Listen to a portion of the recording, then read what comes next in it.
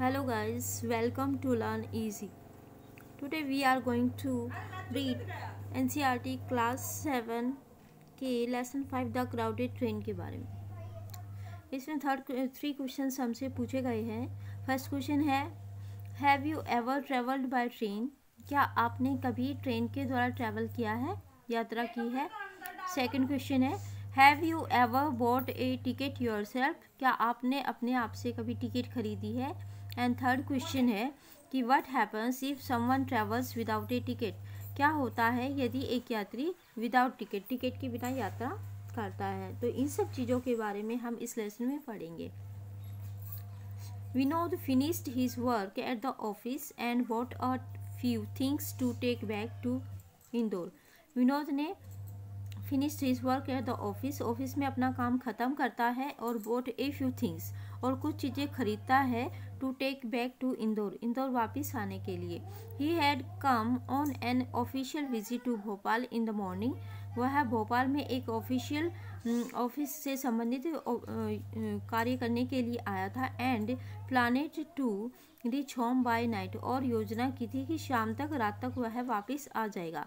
As he reached Bhopal railway station he noticed that the train was over crowded.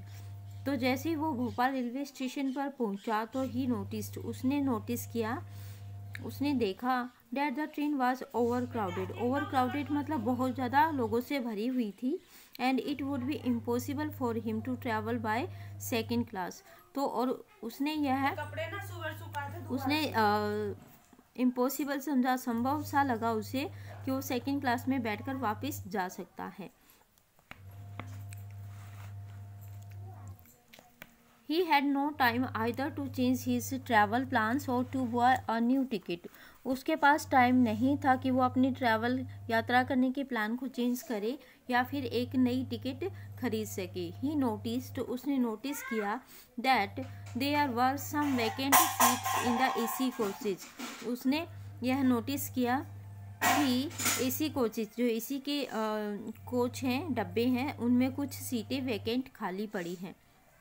He boarded the train, वह train में चढ़ गया and decided to travel in an AC coach, और AC coach में यात्रा करने की सोची। He intended to pay the difference as soon as the TT arrived. तो उसने TT से बात करके जो अंदर था टिकट के पैसे में, उनको सुलझाने का सोचा। ही गोट इन टू द कोच, वो उस डब्बे में घुस गया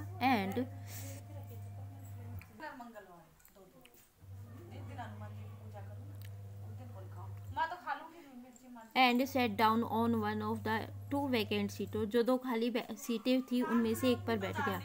the other passenger in the coach appeared to be rich businessman, जो दूसरा पैसेंजर था कोच में, डब्बे में, अपीयर्ड टू रिच बिजनेसमैन, वो एक बहुत ही रिच बिजनेसमैन लग रहा था। दे वर वेल ड्रेस्ड, वो बहुत ही अच्छे कपड़े पहन रखे थे उसने।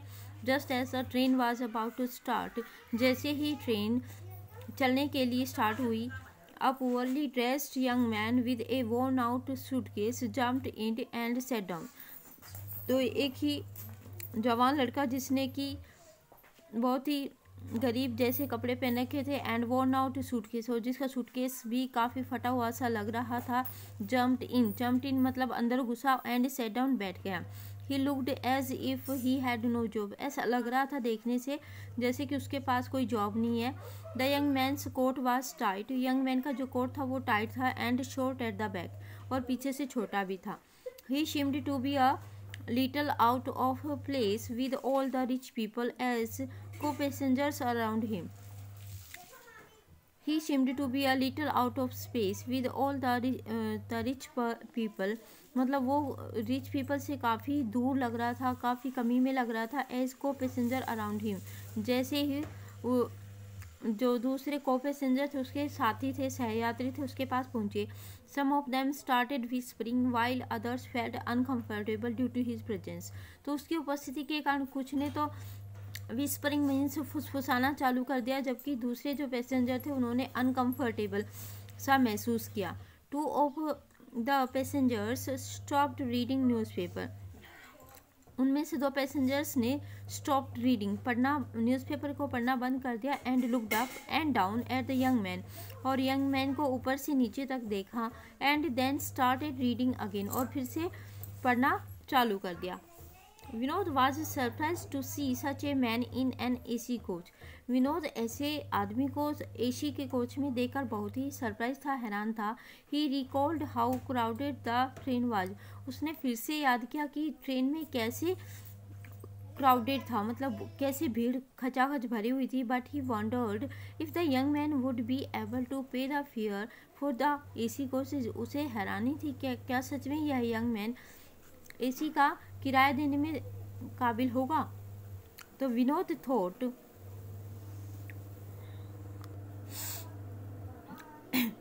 Thought perhaps the young man expected that no one would come to check the tickets. Vinod सोचता है कि परहैप्स कि शायद इस यंग आदमी ने जवान आदमी ने यह सोचा होगा कि कोई भी उसे टिकट चेक करने के लिए नहीं आएगा, and he would be able to travel even without a ticket, और वह बिना टिकट के भी ट्रैवल करने की यात्रा कर सकेगा। But just after half an hour, पर आधे घंटे के बाद द टीटी अपीयर, टीटी आ गया।